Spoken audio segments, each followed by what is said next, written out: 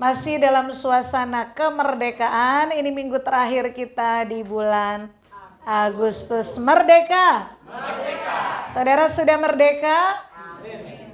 Amin itu sudah apa belum? Kalau jawaban amin itu susah menebaknya ya. Saudara sudah merdeka? Ya, 2 minggu yang lalu sama minggu yang lalu kita sudah belajar bahwa Kristus telah memerdekakan kita. Dan ini di minggu yang terakhir di Agustus kita masih dalam tema kemerdekaan. Judulnya mengisi kemerdekaan.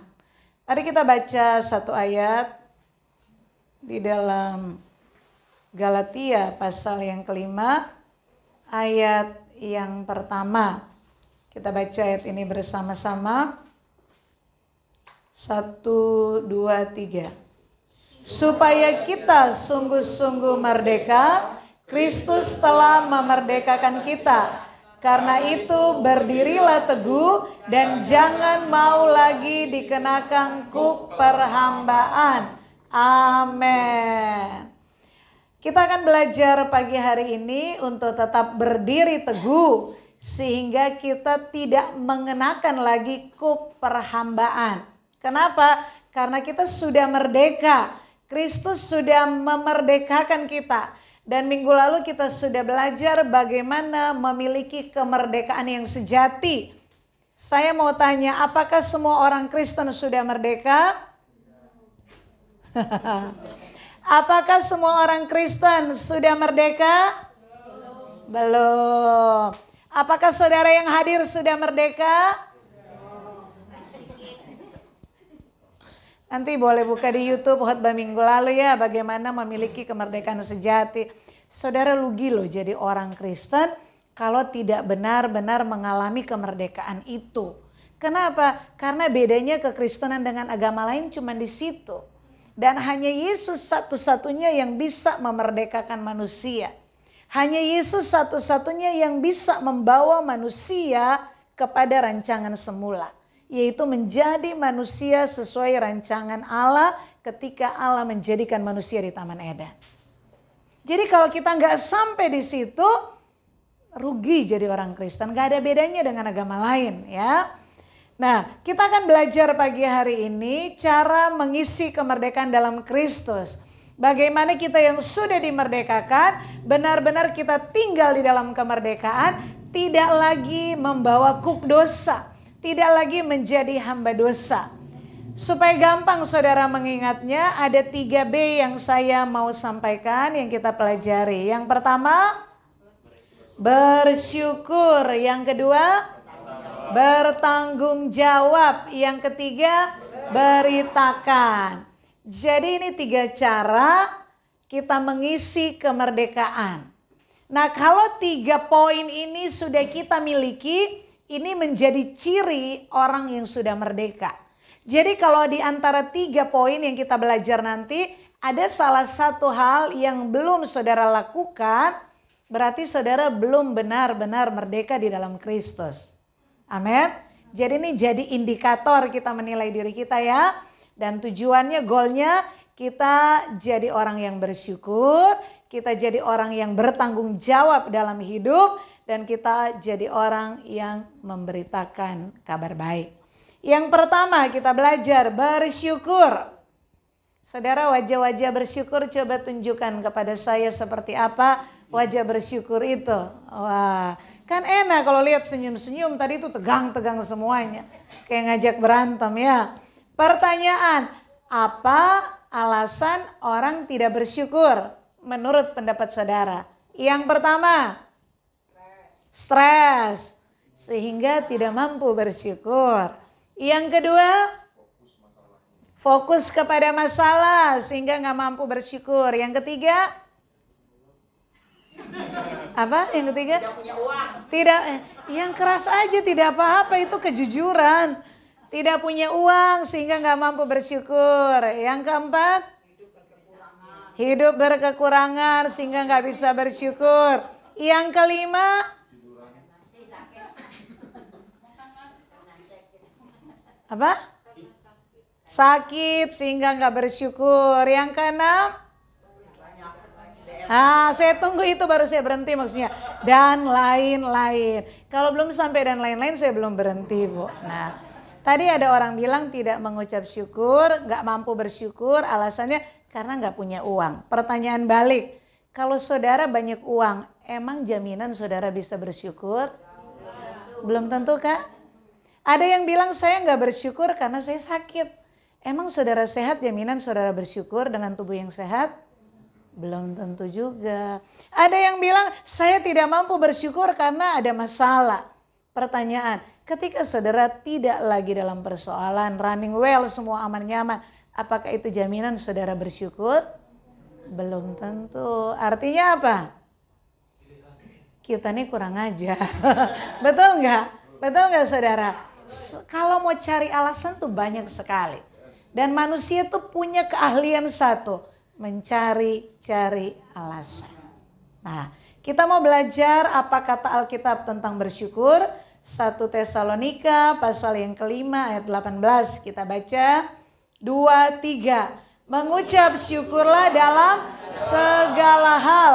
Sebab itulah yang dikehendaki Allah di dalam Kristus Yesus bagi kamu.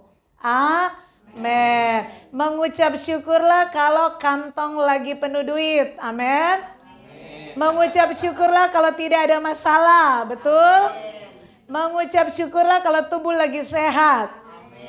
Nah, Alkitab bilang apa? Mengucap syukurlah dalam segala hal. Segala hal artinya baik suka maupun baik sehat maupun baik senang maupun baik kantong penuh maupun amin saudara. Yang kedua, kenapa kita harus bersyukur dalam segala hal? Sebab itulah yang dikehendaki. Itu kehendak Allah buat saya dan saudara. Siapa yang tahu syarat masuk surga itu apa? Syarat masuk, saudara mau masuk surga? Tahu nggak syarat masuk surga itu apa? Aduh, ada yang pintar, tepuk tangan. Saudara boleh baca Matius pasal yang ke-7 ayat 21, 22, 23. Di penghakiman nanti ada orang bilang, Tuhan buka pintu, aku sudah bernubuat demi namamu. Yesus bilang, aku gak kenal kamu. Ada data, Tuhan buka pintu, aku sudah bikin mujizat demi namamu. Yesus bilang, aku gak kenal kamu. Semua datang, aku sudah pelayanan ini, pelayanan itu, berkorban ini, berkorban itu. Yesus bilang, aku gak kenal kamu. Dan di ayat terakhir bilang apa? Enyah dari hadapanku, hai kamu pembuat kejahatan. Yang diterima siapa? Hanya satu syarat. Yang melakukan kehendak Bapakku di sorga. Ternyata bersyukur adalah salah satu kehendak Allah. Artinya ketika kita tidak bersyukur, kita mati siap dibuang ke amin. Betul nggak? Bersyukurlah dalam segala hal sebab itu dikehendaki Allah. Artinya ketika kita bersyukur dalam segala hal, kita sedang melakukan kehendak. Sebaliknya ketika kita bersyukur ketika kantong penuh, kantong kempes kita tidak bersyukur, artinya kita tidak melakukan kehendak. Nah, kita sudah tahu akhir hidup kita ada di mana. Betul apa benar? Hal yang sederhana. Saudara yang kekasih, lawan dari bersyukur adalah bersungut-sungut. Kalau dengar kata bersungut-sungut di Alkitab itu saudara ingat kisah apa? Bangsa Israel. Kenapa bangsa Israel tidak sampai ke tanah perjanjian? Cuman satu, bersungut-sungut. Artinya tidak bersyukur di dalam segala hal. 10 tulah yang mereka lihat dengan mata kepala mereka. Bagaimana Allah membela mereka di depan Firaun dan bangsa Mesir. Itu tidak membuat hati mereka bersyukur. Ketika mereka keluar dari Mesir dan di depan mereka ada Laut Kolsum, Laut Eberau dan Mesir. Firaun dengan tentara-tentara mengejar mereka. Dan Tuhan mampu mengeringkan itu lewat tongkat Musa. Mereka berjalan di atas tanah yang kering. Ternyata itu tidak mampu membuat hati mereka bersyukur. Yang mereka lakukan apa? Ketika ada persoalan, Musa, kenapa tidak ada air? Kamu mau bikin kita mati di sini. Musa sudah bosan makan mana, sekali-kali ada daging kek. Mereka bersungut, tidak bersyukur. Setiap ada masalah, ngomel. Jadi bersungut itu apa? Setiap ada masalah ngomel, setiap ada masalah menyalahkan. Itu namanya bersungut-sungut. Tetapi kalau bersyukur artinya ada uang, puji Tuhan. Enggak ada uang, puji Tuhan. Badan sehat, puji Tuhan. Badan sakit, puji Tuhan. Ada banyak masalah, puji Tuhan. Enggak ada masalah, puji Tuhan. Mampu seperti itu? Bisa enggak kita menjadi orang yang mengucap syukur dalam segala hal? Jawabannya bisa. Tetapi apakah kita mau atau tidak, itu Pak Gede bilang pilihan. Kalau Tuhan punya kehendak dan Tuhan mau kita manusia melakukan, Dialah yang bijaksana, Dialah yang sempurna. Tidak mungkin Dia memerintahkan sesuatu yang kita tidak bisa lakukan. Amin, saudara. Jangankan bicara Allah, bicara kita aja orang tua ini. Kita punya anak 3, misalnya 20 tahun, 10 tahun, 2 tahun. Kita akan kasih dia tanggung jawab yang sama, kan tidak. Yang satu, kamu makan gak usah tumpah. Yang kedua, kamu habis makan cuci piring. Yang ketiga, kamu bukan hanya habis makan cuci piring, kamu harus menyiapkan makanan-makanan. Ada beda berdasarkan usia, berdasarkan kemampuan. Artinya apa? Keberadaan kita hari ini dengan segala peristiwa, kejadian yang Tuhan izinkan terjadi, tidak ada alasan untuk kita tidak bersyukur.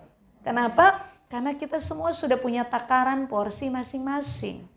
Dan setiap peristiwa kejadian yang kita alami, kita percaya semua dalam kontrolnya Tuhan. Dalam kendalinya Tuhan. Entah itu karena kesalahan kita, entah karena ada orang yang membuat kita ada dalam masalah. Percayalah, kita tetap punya pilihan untuk bersyukur atau bersungut-sungut di dalam keadaan itu. Amin. Dan itu pilihan kita. Ketika saudara tidak mengucap syukur dalam segala hal, saudara tidak hidup dalam kehendak Allah. Ketika saudara tidak bersyukur dalam segala hal, saudara membawa dirimu kembali memegang, memikul kuk perhambaan. Dan saudara tidak menjadi orang yang merdeka. Orang yang merdeka adalah orang yang bersyukur di dalam segala hal. Amin. Pertanyaan yang kedua, bagaimana cara mengucap syukur dalam segala hal? Bagaimana sih kuncinya supaya ada duit bisa bersyukur? Nggak ada duit, ya tetap bersyukur. Badan sehat, bersyukur. Badan pegel, linu, capek, ya tetap bersyukur. Nah, kita mau ngobrol dulu supaya saudara pulang, saudara bisa benar-benar ngeh poin pertama ini dan melakukan ketika keluar dari gereja.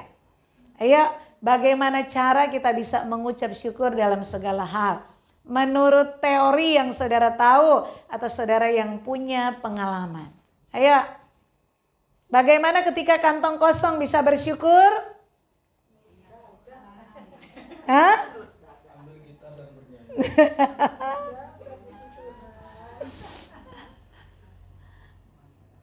Bersyukur itu apa sih definisinya menurut saudara?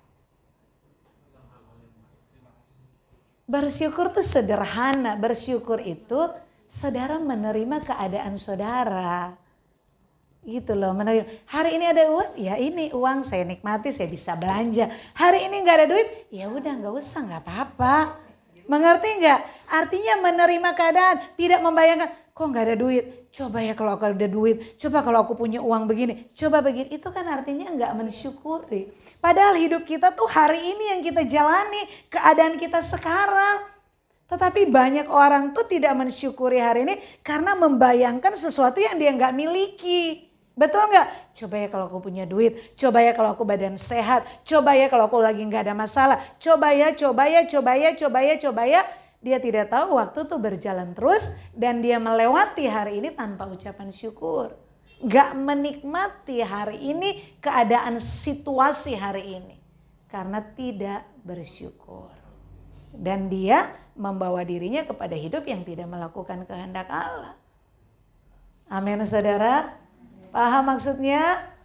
Oke. Bagaimana cara mengucap syukur dalam segala hal? Dari pengalaman hidup, saya ambil satu ayat yang saudara mungkin udah bosan dengernya. Roma pasal 8 ayat 28. Saudara mengasihi Allah? Kalau saudara mengasihi Allah, percayalah setiap kejadian, setiap peristiwa yang Allah izinkan saudara alami, itu goalnya cuma satu, mendatangkan kebaikan. Ada orang kasih kado gede banget. Wih, indah sekali bungkus kadonya. Seneng dapat kado yang besar. Begitu dibuka ada kotak lagi.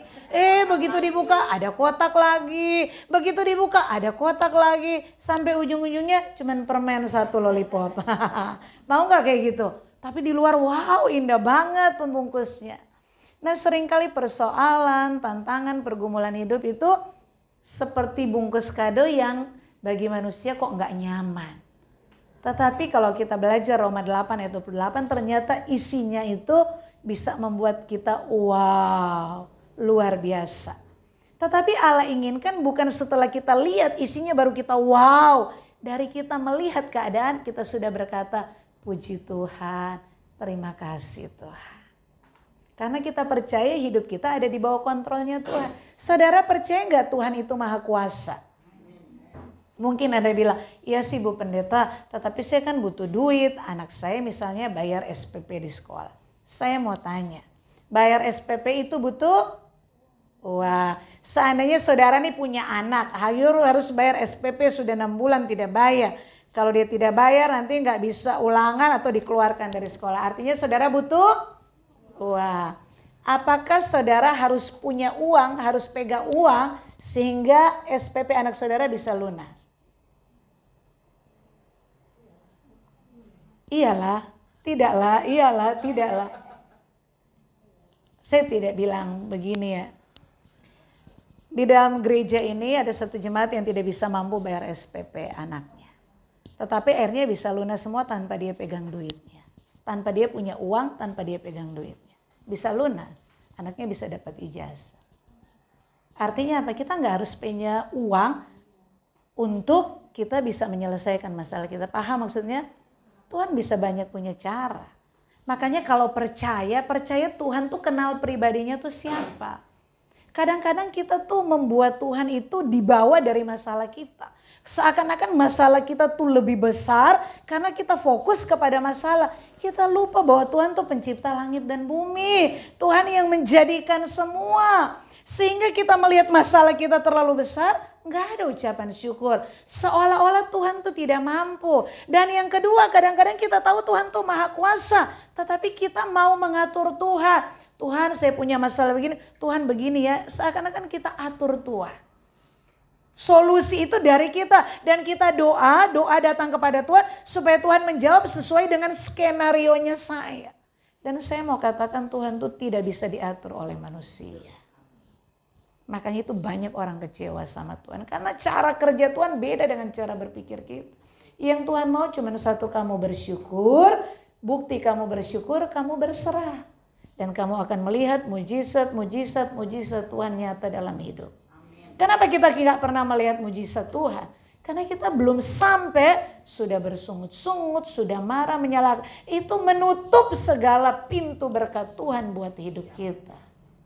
Makanya bersyukur itu membuka mujizat Tuhan. Bersungut-sungut itu menutup pintu mujizat Tuhan.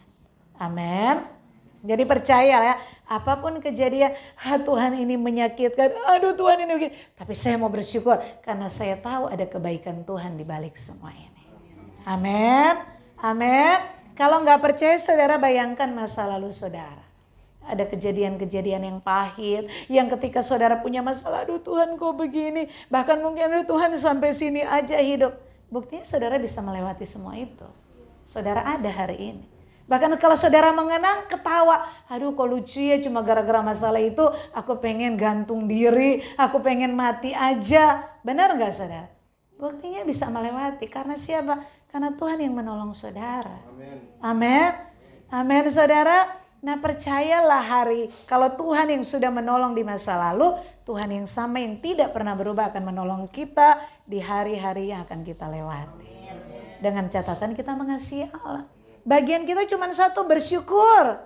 Apapun kejadian, jalani aja dengan hati yang bersyukur. Dan kita akan melihat Tuhan turun campur tangan dengan segala kuasa. Dan mujizatnya dinyatakan. Amin. Poin yang kedua, cara mengisi kemerdekaan adalah bertanggung jawab. Saudara mau jadi orang yang bertanggung jawab? Sudah jadi orang yang bertanggung jawab atau belum? Nah, contoh bertanggung jawab itu apa sih? Mengurus keluarga, apalagi? Bertanggung jawab dalam hal apa Bu Pendeta? Kita kembali apa kata Alkitab. Kejadian 1 ayat 28 kita baca sama-sama. 2, 3. Allah memberkati mereka, lalu Allah berfirman kepada mereka, beranak cuculah dan bertambah banyak. Penuhilah bumi dan taklukkanlah itu. Berkuasalah atas ikan-ikan di laut dan burung-burung di udara dan atas segala binatang yang merayap di bumi. Amin. Ketika Allah menjadikan manusia pertama yang namanya Adam, manusia pertama dikasih tugas, dikasih tanggung jawab. Dan ternyata tugas tanggung jawab untuk Adam itu sampai kepada saya dan saudara. Yang pertama beranak cucu, itu bicara tentang keluarga. Ya saya belum menikah, gimana Bu Pendeta? Anak cucu keluarga itu berbicara tentang orang-orang yang Tuhan taruh di sekeliling kita. Kita punya tanggung jawab kepada mereka. Dan yang kedua, berkuasalah atas ikan-ikan di laut. Seluruh ciptaan Allah, entah itu pekerjaan kita, hal materi semua, kita juga punya peran, punya tanggung jawab di situ. Yang kedua, kalau kita mau mengisi kemerdekaan supaya kita tidak lagi ada dalam kuk perhambaan, jadilah orang yang bertanggung jawab. Jadi kalau saudara memilih untuk menikah, pria-pria, kalau sudah jadi suami, jadilah suami yang bertanggung jawab. Alkitab katakan, hai suami-suami, tunduklah, kasihilah istrimu. Suami-suami yang jadi suami di sini sudah mengasihi istri? Sudah. Istri-istri juga sudah berani menikah, bukan sekedar hidup bersama, nempel kayak perangko. Tetapi ingat ketika kamu mengambil keputusan aku masuk pernikahan, jadilah istri yang baik. Alkitab berkata, hai istri, tunduklah kepada suamimu. Nah, wanita-wanita tuh paling banyak hidup dalam penderitaan. Kenapa? Karena ajaran Alkitab dia harus tunduk sama suami. Jadi kalau dia dapat suami yang salah, dia menghambakan dirinya kepada orang yang salah. Karena sudah mau menikah itu istri itu harus tunduk. Segalanya harus apa kata suami. Kalau kamu mau hidup dalam kehendak Allah melakukan firman. Itu bagian dari tanggung jawab. Nah ada orang yang berdoa sekian tahun sampai doa puasa karena gak dikasih anak pengen anak. Begitu anaknya lahir gak bertanggung jawab terhadap anak. Orang sayang, orang manjain anak tuh kan bagian dari tidak tanggung jawab. Betul gak? Alkitab katakan anak itu di dalam keluarga Kristen tujuannya cuma satu. Melahirkan generasi ilahi. Bukan sekedar jaga kalau orang tua sudah tua. Emang jaminan orang tua-tua anak akan jaga dia? Enggak kan. Tetapi banyak orang tua, aduh kalau gak punya anak kayaknya ada yang kurang. Nanti kalau saya tua sama siapa? Ada yang anaknya sudah mati, orang tuanya masih hidup. Siapa yang ngurus? Betul gak saudara?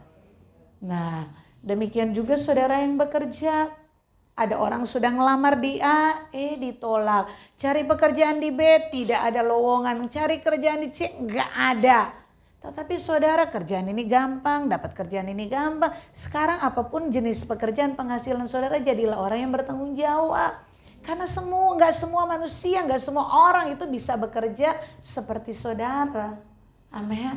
Tetapi yang saya ingatkan di atas Tuhan tempat saudara bekerja itu ada Tuhan. Makanya bekerja bukan untuk bosmu. Kita harus bertanggung jawab tetapi dalam standar. Ada kan orang kalau wah bosnya lihat kerjanya luar biasa. Makanya kenapa muncul CCTV itu. Karena bos bilang kalau tidak diamati mereka leha-leha, udah pasang titik sinilah, titik sana, baru kerja yang benar. Nah, kita bekerja harus bertanggung jawab.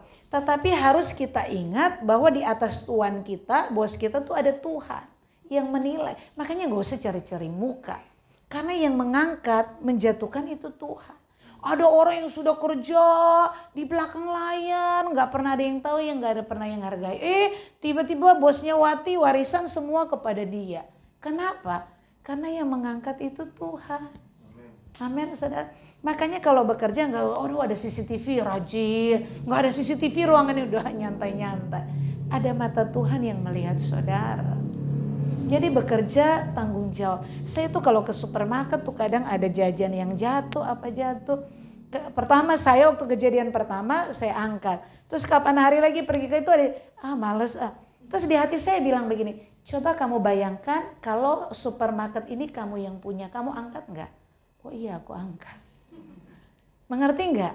Karena kita merasa bukan milik kita nggak tanggung jawab. Di tempat kita kerja ini kan bukan milik kita, saya hanya pekerja, saudara hanya digaji. Tetapi kalau saudara ada rasa memiliki, ada rasa tanggung, wah aku bisa bekerja, ini karunia Tuhan, ini kepercayaan dari Tuhan. Enggak semua orang lo bisa bekerja seperti saya. Saya berterima kasih. Terima kasih apa? Bukan hanya tugas saudara yang saudara lakukan. Apa yang saudara lihat yang membutuhkan saudara kerjakan. Itu bagian tanggung jawab. Dan Allah akan membalas setiap perbuatan.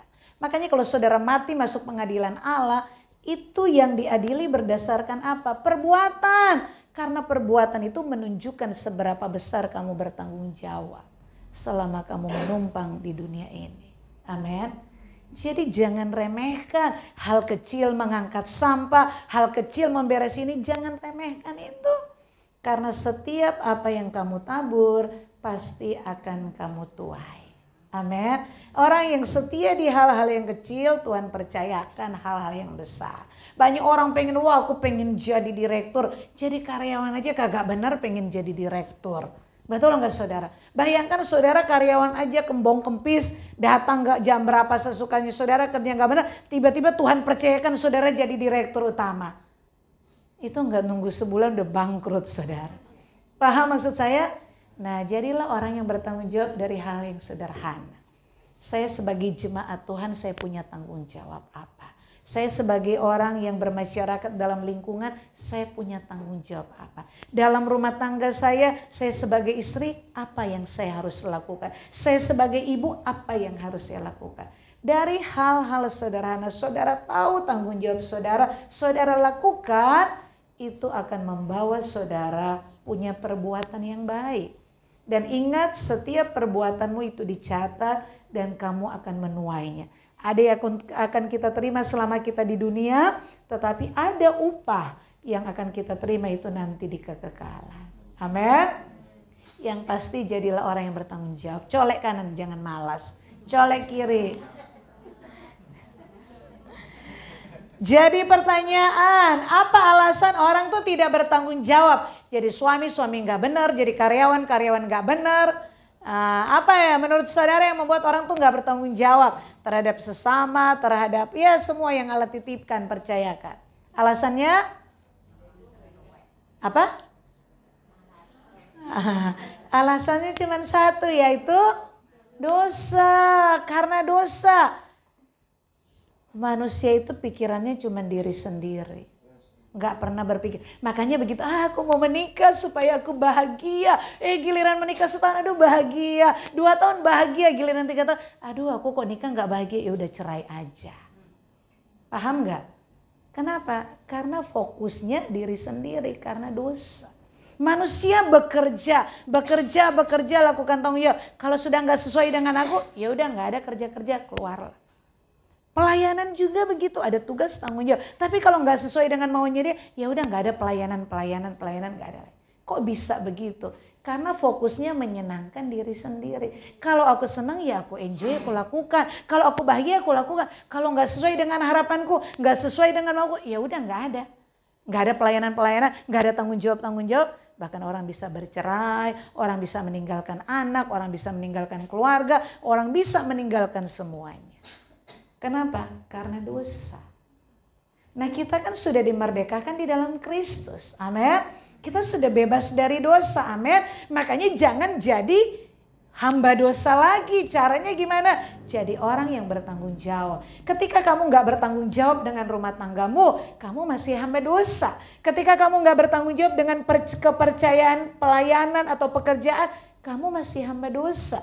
Ketika kamu gak bertanggung jawab dengan semua yang Tuhan percayakan, kamu masih hamba dosa. Dan hamba itu tidak pernah merdeka. Hamba itu tidak pernah menikmati kemerdekaan. Amin. Ya, belajar bertanggung jawab ya, apa bagian saya, apa yang harus saya kerjakan, dan lakukan itu sungguh-sungguh seperti untuk Tuhan dan bukan untuk manusia. Karena Tuhan yang memberi upah kepada kita. Amin. Poin yang ketiga yang terakhir, beritakan. Mengisi kemerdekaan yang pertama, bersyukur dalam segala hal, karena itu kehendak Allah. Bagaimana cara kita bisa mengucap syukur dalam segala hal? Percayalah bahwa semua kejadian itu akan mendatangkan kebaikan. Kantong kosong itu ada kebaikan. Saudara lihat orang pelayanan misi, kasih makan anak-anak terlantar. Biasanya dia punya latar belakang hidup gak makan dulu. Sehingga begitu dia diberkati banyak duit, aduh bagaimana saya menolong orang-orang yang dulu gak pernah makan. Karena saya pernah merasakannya. Ya. Yang kedua, bersyukur, bertanggung jawab.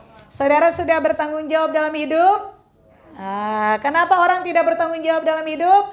Karena dosa, orang jadi egois, mementingkan diri sendiri. Yang ketiga, beritakan. Cara mengisi kemerdekaan yang ketiga adalah beritakan. Apa yang kita beritakan? Yesus adalah Tuhan dan Juru Selamat manusia. Mari kita buka Roma 10 ayat 9 sampai yang ke-15. Kita baca ayat ini bersama-sama, pelan-pelan aja, gak usah buru-buru. Supaya saudara paham nanti ya. Roma 10 ayat 9 sampai 15, 2, 3. Sebab jika kamu mengaku dengan mulutmu bahwa Yesus adalah Tuhan dan percaya dalam hatimu bahwa Allah telah membangkitkan Dia dari antara orang mati, maka kamu akan diselamatkan. Karena dengan hati orang percaya dan dibenarkan, dan dengan mulut orang mengaku dan diselamatkan. Karena kitab suci berkata, barang siapa yang percaya kepada Dia tidak akan dipermalukan. Sebab tidak ada perbedaan antara orang Yahudi dan orang Yunani. Karena Allah yang satu itu adalah Tuhan dari semua orang, kaya bagi semua orang yang berseru kepadanya. Sebab barang siapa yang berseru kepada nama Tuhan diselamatkan. Tetapi bagaimana mereka dapat berseru kepadanya jika mereka tidak percaya kepada Dia? Bagaimana mereka dapat percaya kepada Dia jika mereka tidak mendengar tentang Dia? Bagaimana mereka mendengar tentang Dia jika tidak ada yang memberitakannya? Dan bagaimana mereka dapat memberitakannya jika mereka tidak diutus? Seperti ada tertulis, betapa indahnya kedatangan mereka yang membawa amin, kabar baik. Sebelum Yesus terangkat ke sorga, ada amanat agung. Pergilah, jadikanlah semua bangsa muridku. Dan itu tugas buat saya dan saudara sebagai orang percaya. Bukti kita mengisi kemerdekaan, kita harus menceritakan kabar baik itu. Berita keselamatan itu hanya di dalam Yesus. Hanya orang percaya Yesus yang bisa menjadi manusia sesuai rancangan Allah. Kalau saudara percaya kepada Tuhan, Yesus Tuhan dan Juru Selamat, itu Roh Kudus akan tinggal di hati saudara. Dan ketika Roh Kudus tinggal di hati kita, Dia akan membongkar semua manusia batinia kita. Ada dosa-dosa, jangankan orang lain, kita sendiri nggak tahu kalau kita punya dosa itu. Entah itu ketidaktulusan dan lain sebagainya. Tetapi ketika saudara duduk diam di hadirat Tuhan, Roh Kudus akan kasih tahu. Dan saudara akan tahu, oh Tuhan ampuni saya. Makanya kalau ada Roh Kudus di dalam, itu dosa belum sampai keluar dengan perkataan, belum muncul di dalam tindakan, baru di niat hati, saudara sudah tahu, Tuhan, aku bersalah punya pikiran seperti ini, ampuni aku. Amin, saudara. Tubuh kita menjadi bait Allah. Karena ketika Allah menjadikan manusia, Adam di Taman Eden itu tidak ada hukum-hukum, tidak ada syariat. Allah datang ke Taman Eden, manusia bisa bergaul tanpa batas. Allah mau ada satu persekutuan yang harmonis, di mana Allah sebagai pencipta, manusia sebagai ciptaan bisa memanggil Allah sebagai Bapa, dan manusia itu menjadi anak-anak Allah yang tinggal di dalam satu keharmonisan. Saling mengasihi, saling menghargai, saling menghormati, dan ada kasih yang tulus di situ.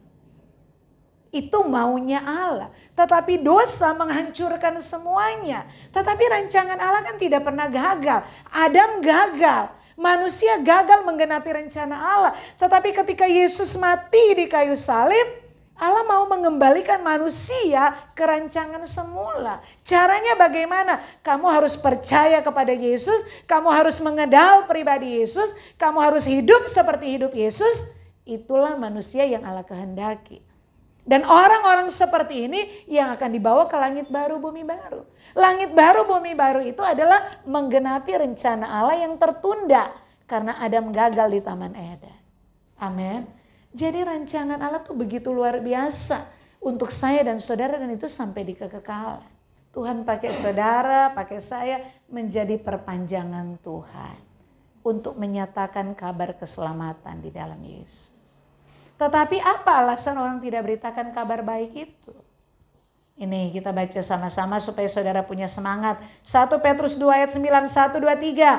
Tetapi kamulah bangsa yang terpilih, imamat yang rajani, bangsa yang kudus, umat kepunyaan Allah sendiri, supaya kamu memberitakan perbuatan-perbuatan yang besar dari Dia yang telah memanggil kamu keluar dari kegelapan kepada terangnya yang ajaib.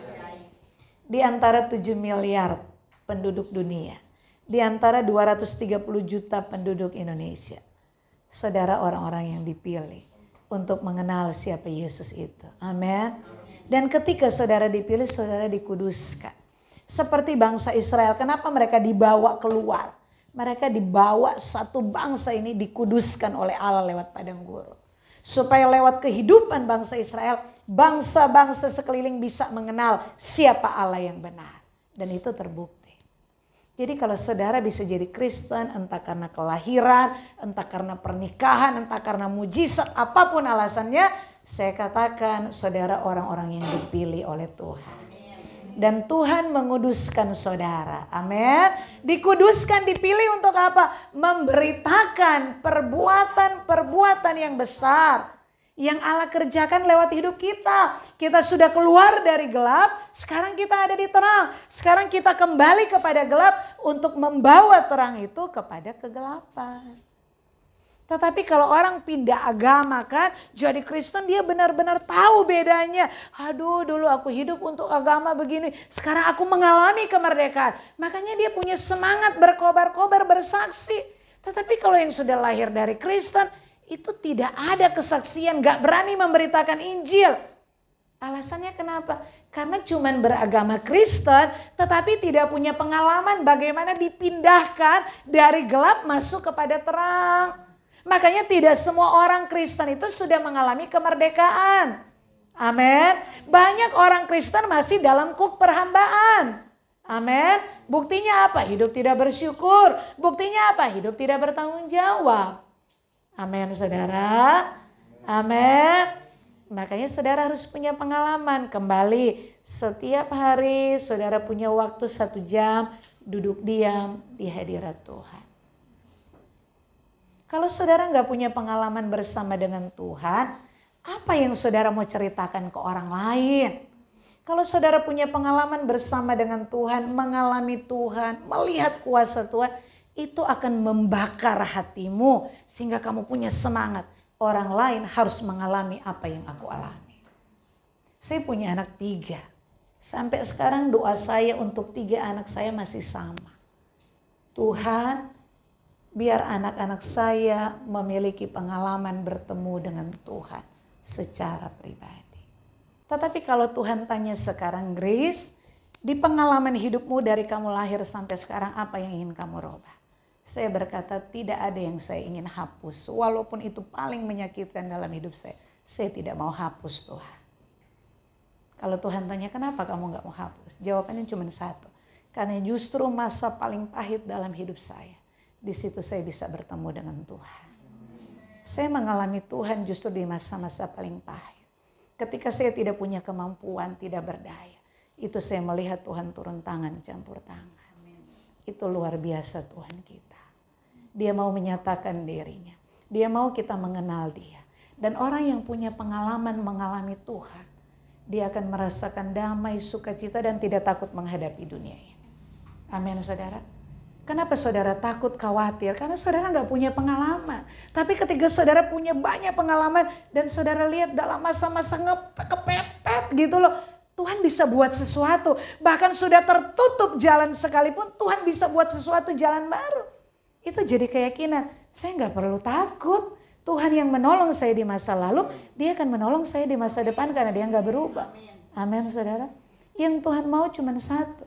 Saudara belajar duduk diam. Saudara punya persekutuan dengan Tuhan. Makanya kenapa doa saya untuk anak saya bukan jadi orang sukses, jadi enggak. Saya cuma bilang, Tuhan, doa saya dari dulu untuk anak-anak saya cuma satu. Izinkan mereka mengalami Tuhan secara pribadi. Pengalaman bersama Tuhan itu sukses abadi. Itu awal dari segala sesuatu. Ketika saudara menyadari Tuhan ada dalam hidup saudara. Ketika saudara mengalami dan memiliki Tuhan dalam hidupmu. Itu sudah kunci dari segala sesuatu. Artinya kalau Yesus ada di dalam diri kita. Apapun pergumulan, apapun situasi, apapun persoalan, apapun ujian. Itu gak akan mempengaruhi damai sejahtera. Amin. Mungkin kita nggak nerima sampai mati, mungkin kita nggak akan pernah menerima jawaban doa atas pergumulan, nggak masalah. Yang penting karakter kita ini yang dibentuk. Amin. Kalau bicara masalah masa pahit, saya banyak sekali masalah yang pahit dalam hidup saya. Tetapi sampai sekarang saya bersyukur itu tidak membekas di hati saya. Ketika saya sudah punya anak satu, saya ingat ada satu doa yang saya panjatkan kepada Tuhan. Saya baca kisahnya Rasul Paulus dan itu jadi doa saya, Tuhan, kerinduan saya di dalam saya melayani. Saya mau punya hati nurani yang tulus dan murni. Di hadapan Tuhan dan di hadapan sesama. Itu aja. Hati nurani tulus murni itu apa? Ketika saudara bisa melihat pikiran saya, gak perlu yang saya sembunyikan. Hati saya gak perlu saya sembunyikan. Dan ternyata untuk sampai di situ gak mudah saudara. Babak belur. Tetapi saya setiap berdoa, duduk diam, saya selalu berkata, Tuhan, terima kasih hidup saya sempurna. Sempurna dalam kehidupan saya. Perjalanan hidup saya itu membawa kesempurnaan. Dan semakin saya berjalan, tenggelam bersama Tuhan, itu keindahan, keindahan, keindahan. Yang saya lihat Tuhan kerjakan dalam hidup saya. Amin, saudara. Dan masa yang paling berat ketika suami saya dipanggil Tuhan, itu satu yang Tuhan ajarkan. Jangan menggenggam sesuatu erat-erat. Apapun yang kamu miliki, entah jangankan suami, jangankan anak, jangankan harta. Nyawa kita, nafas kita itu juga kita gak bisa genggam erat. Karena ketika Tuhan ambil itu satu waktu pun akan selesai. Itu saya belajar. Anak Herman saya bilang separuh jiwaku pergi. Tetapi itu mengajar saya untuk tidak menggenggam erat. Sekarang saya cuma bilang, Tuhan percayakan saya pelayanan gereja, saya benar-benar mau bertanggung jawab, lakukan semua semaksimal mungkin dengan baik. Pelayanan bukan punya saya. Saya percaya di balik ketidakmampuan saya untuk melayani, Tuhan akan kirim orang-orang yang mendukung. Dan Tuhan kirim itu. Saya punya anak, kalau pikir anak nomor 1 itu jago musik kan. Yang nomor 2 multimedia, aman lah kalau mereka deket-deket. Tapi mereka gak mau kembali pulang. Saya bilang ya udahlah, ada jemaat lain yang pasti akan melengkapi. Sekolah pun saya belajar nggak menggenggam erat. Kenyataan dengan ada yayasan yang baru, sekolah tuh selama berjalan paling banyak murid sekarang 45. Dulu sebanyak-banyaknya saya cuma 42. Terus kan turun terakhir COVID itu cuma 20-an. Sekarang paling banyak 45. Kenapa? Karena saya belajar tidak menggenggam. Saya tahu sekolah tuh punya Tuhan. Saya tahu gereja punya Tuhan. Ada satu waktu saya akan dibawa keluar, nggak di sini lagi. Tapi selama saya masih di sini, saya harus bertanggung jawab. Saya harus lakukan bagian saya dengan baik. Jadinya enak ketika kita ada satu bentuk pelayanan, kita akan melakukan dengan hati yang bersyukur dan sukacita dan bertanggung jawab. Tetapi kita nggak merasa memiliki. Kenapa? Karena kita cuma hamba Tuhan. Amin saudara. Dan untuk kita tahu pelayanan mana yang harus kita kerjakan, miliki persekutuan dengan Tuhan. Kalau saudara ada di hadirat Tuhan, punya hubungan baik dengan Tuhan, nggak usah tanya Tuhan pelayanan mana ya, pelayanan mana. Setiap ketemu orang, situasi tertentu, Tuhan akan bawa saudara menjadi jawaban atas doa-doa sesamamu. Amin. Makanya hidup kudus, tidak bercacat celah. Maka dimanapun Tuhan lempar kamu, kamu pasti menjadi berkat untuk sesamamu. Memberitakan Tuhan lewat perbuatanmu, lewat hidupmu. Dan jangan lupa ngomong lewat mulutmu bahwa Yesus adalah Tuhan dan Juru Selamat. Ya. Kita baca 1, 2, 3. Bersyukur dalam segala hal, bertanggung jawab dalam hidup, beritakan Yesus sebagai Tuhan adalah cara orang percaya mengisi kemerdekaan di dalam Kristus. Merdeka! Mari kita bangkit berdiri.